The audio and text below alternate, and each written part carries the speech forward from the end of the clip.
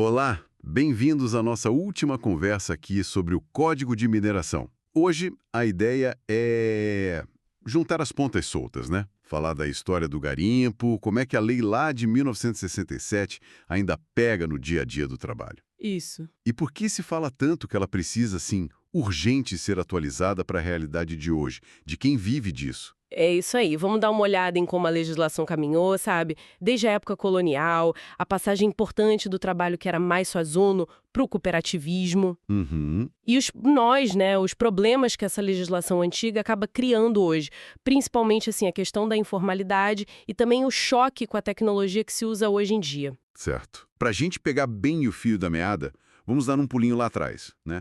O garimpo no Brasil é coisa antiga, começou forte mesmo lá pelo fim do século XVII, Minas Gerais, com as bandeiras. Exato. Tem até aquela história que o nome garimpo talvez venha de grimpa, que era um lugar alto onde o pessoal se escondia para trabalhar. Quer dizer, já começa meio à margem da lei oficial. Exatamente. E no começo, olha, era tudo com ferramentas simples. A bateia virou quase um símbolo disso, né?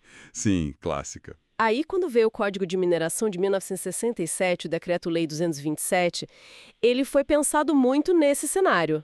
Trabalho individual, sabe? Com o que ele chama de instrumentos rudimentares, aparelhos manuais ou máquinas simples e portáveis. Isso está lá no artigo 70. Entendi. Falava também de fascação, aquela busca mais na superfície, né? E cata, que é catar mesmo, manualmente. Mas o ponto central que o artigo 72 reforça era o trabalho por conta própria, individual. Tinha até uma matrícula, uma licença pessoal que tinha que renovar todo ano. Mas aí, claro, o tempo passou e o jeito de trabalhar mudou demais, né? Aquele retrato do garimpeiro só com a bateia, ele já não conta a história toda. Não mesmo. E é aqui que a coisa começa a ficar, digamos, bem interessante. Ou complicada, talvez. Com certeza. Olha, a Lei 7.805, de 1989, foi um divisor de águas. Ela criou a Permissão de Lavra Garimpeira, a famosa PLG. E o ponto-chave deu preferência para o trabalho associativo, principalmente para as cooperativas. Está lá no artigo 14. Ah, então já houve um reconhecimento aí. Sim, a própria Constituição de 88, no artigo 21, já dava um empurrãozinho para a forma associativa. As cooperativas vieram como um jeito de juntar grana para comprar equipamento melhor, ter mais força para vender o minério, conseguir crédito, essas coisas. Ok, vamos tentar desdobrar isso. O Código de 67. Então, parece de outra época. Ele fala de ferramentas simples, mas hoje a gente vê muita máquina pesada, né? Escavadeira, bomba d'água potente. É aí que está uma das maiores defasagens, sabe? A tecnologia. A lei simplesmente não acompanha o equipamento que é usado hoje. É como você disse, tentar encaixar uma escavadeira na definição de máquina simples e portátil. Não funciona. Fica difícil imaginar. E tem mais. Outro ponto crítico é a questão ambiental. O código original é de antes dessa preocupação toda ganhar a força que tem hoje.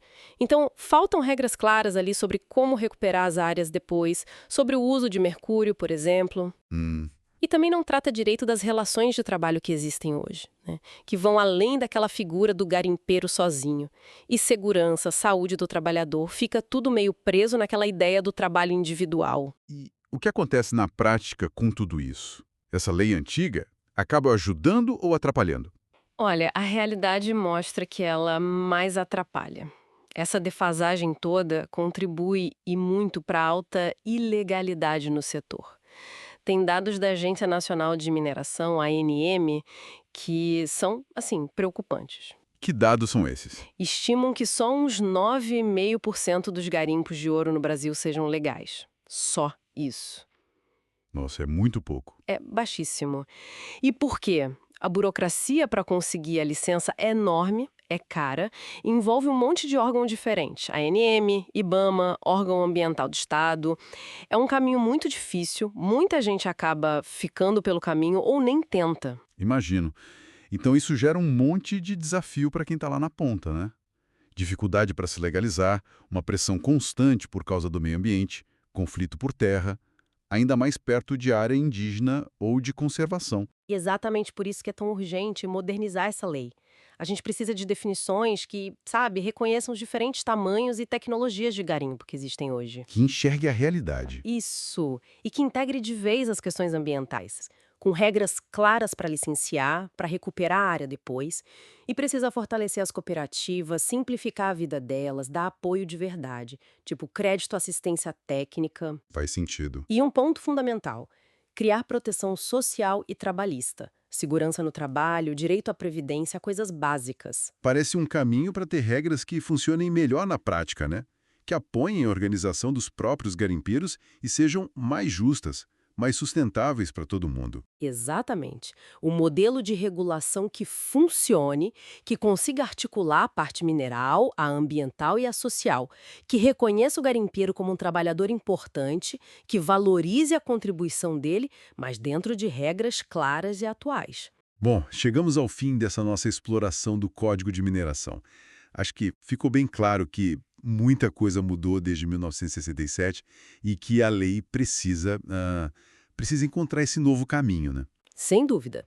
O ponto principal é esse: a necessidade de um marco legal que converse com a realidade de hoje, que incentive a organização, como o cooperativismo faz, e que consiga equilibrar a atividade econômica com a responsabilidade ambiental e social.